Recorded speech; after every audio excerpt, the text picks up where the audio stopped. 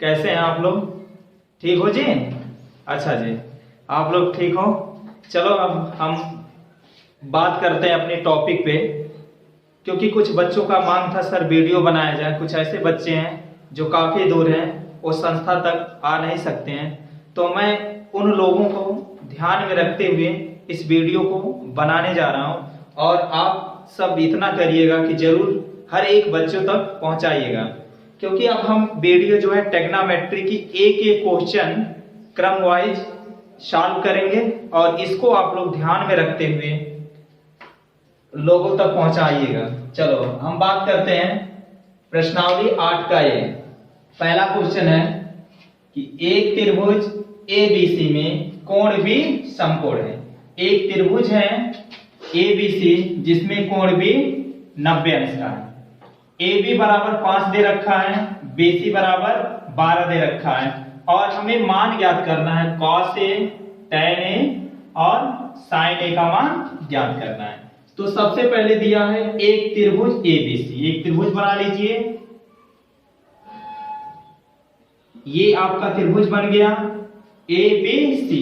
A और B आपका 90 अंश का होगा, B यहां लिखिएगा ABC, और जिसमें मान दे रखा है AB का मान कितना है 5 सेंटीमीटर। तो AB का मान 5 सेंटीमीटर हो गया, और BC का मान कितना है 12 सेंटीमीटर। BC का मान कितना हो गया 12 सेंटीमीटर।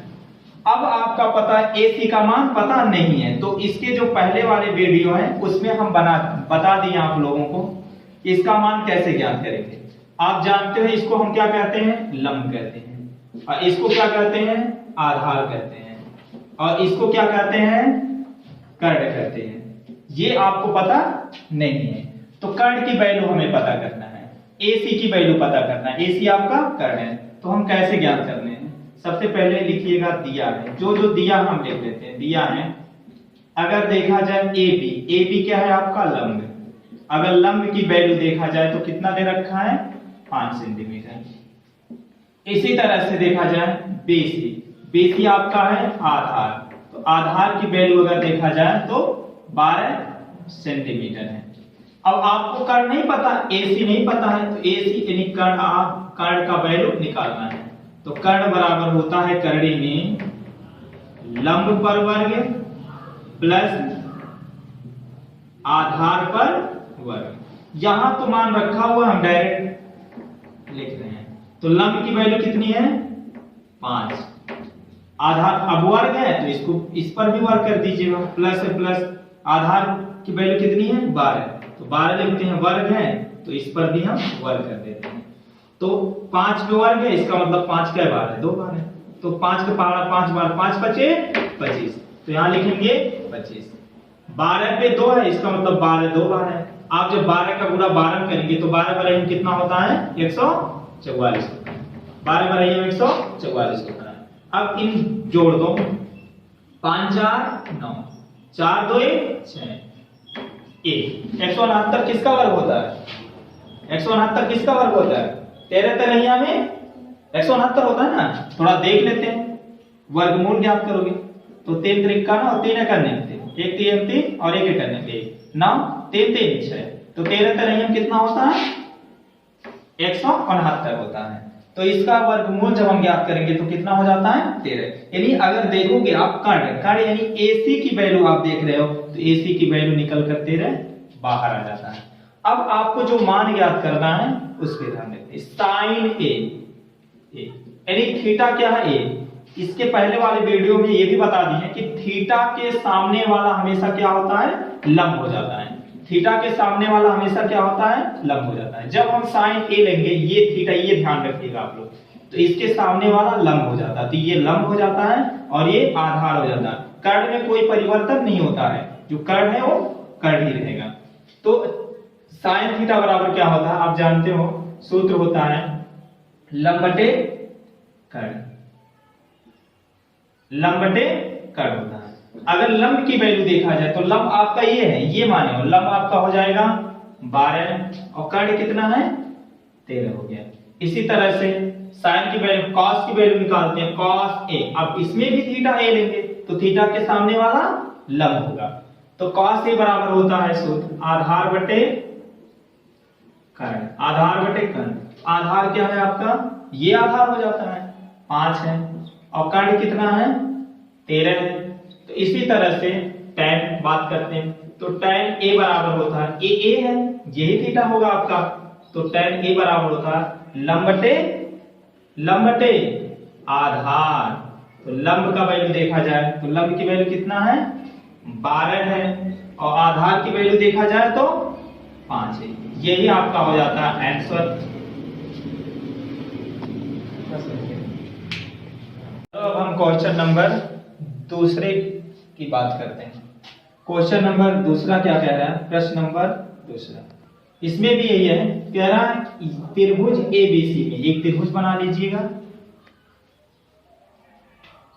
त्रिभुज एबीसी कोण बी समकोण होगा, कोण बी समकोण होगा। तो बी पहले नंबर लिख लेते हैं जो समकोण होगा। अब यहां लिख लीजिएगा ए बी सी और बी क्या होना चाहिए समकोण है। तो बी देखिए समकोण हो गया।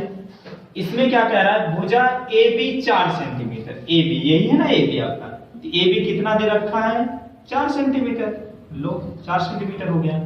और BC कितना दे रखा है 3 सेंटीमीटर। तो BC यहाँ पे है तो हम क्या लिख लेते हैं यहाँ पे 3 सेंटीमीटर BC हो गया। अब उसके बाद क्या दिया CA कितना दे रखा है 5 सेंटीमीटर। आपको किसी का मान निकालने की जरूरत नहीं है, बट डायरेक्ट मान याद करो। अब डायरेक्ट यहाँ निकाल लेते हैं, देखो यहीं पे निकाल, चलो ठीक है यहीं पे निकाल रहे हैं। तो साइन A बराबर क्या होता है लंब बटे कर्ण। आप जानते हो सभी लोग, ये आपका लंब होता है, ये आपका आधार हो जाता है और ये क्या हो जाता है बच्चों कर्ण हो जाता है ना। तो साइन थीटा बराबर होता है लंब बटे कर्ण। तो अगर लंब की वैल्यू देखा जाए तो लंब यही है, लंब की वैल्यू 4 है। लेकिन ये ध्यान रखना, ये हम थीटा को देखेंगे, ये थीटा ये इसका ध्यान रखेंगे, यानी थीटा आपका कहां बना रहा है यहाँ पे, और थीटा के सामने वाला क्या होता है लंब होता है। क्या होता है लंब, तब ये बच्चों लंब हो जाता है और ये क्या हो जाता है आधार। ये एक दूसरे से एक्सचेंज कर लेते हैं। अब लंब देखा जाए तो लंब आपका 3 हो गया, उसके बाद कर्ण देखा जाए तो कर्ण 5 है, ये आंसर। उसके बाद साइन का निकल गया, फिर tan देखते हैं, tan है तो tan है यानी थीटा ए ले रहा है तो थीटा के सामने वाला लंब होता है। तो tan थीटा बराबर क्या होता है लंब बटे आधार। और लंब देखा जाए बच्चों, लंब कितना है, लंब कितना है कहा गया ये है ना लंब, तो लंब आपका 3 है और आधार क्या है 4 है, ठीक है। अब फिर ये tan हो गया, अब cos c होते हैं यानी cos c। अब ध्यान रखना जब थीटा यहां लेंगे, और ये तो ध्यान रखना ये तो सूत्र ही है, अगर यहां लेंगे तो कोई चेंजिंग नहीं होता और यहां से कोई चेंजिंग नहीं होता। जब हम थीटा यहां लेंगे तब यहां चेंजिंग हो जाता है, ये दोनों आपस में चेंजिंग कर लेते हैं, बाकी यहां और यहां से कोई चेंजिंग नहीं होता है। अब देखो cos c, अगला देखो यहां तो cos c यानी cos थीटा बराबर क्या होता है आधार। तो आधार बटे क्या हो जाता है कर्ण हो जाता है। तो आधार देखा जाए कोई चेंजिंग नहीं है, तो जो आधार है वो आधार होता है, जो लंब है वो लंब होता है। तो इस तरह से तो आधार क्या है यहाँ है 3 है और कर्ण कितना है 5 है, ये आंसर हो गया। एक वैल्यू और आपको पता करना है, यहाँ पे हम लिख देते हैं cot c। तो cot c बराबर क्या हो जाता है cot किसका उल्टा होता है tan का उल्टा cot होता है। लंब बटे आधार, तो यहाँ हो जाता है आधार बटे लंब, आधार बटे लंब, ये वैल्यू यहाँ रख देते हैं। तो आधार cot c में भी कोई चेंजिंग नहीं होता है, तो जो लंब है लंब, जो आधार जो कर्ण होता है कोई चेंजिंग नहीं होती है। तो आधार देखा जाए तो आधार आपका 3 है और लंब देखा जाए तो लंब कितना है बच्चों 4 है, 4 है ना, हाँ 4 है, यही आंसर होगा।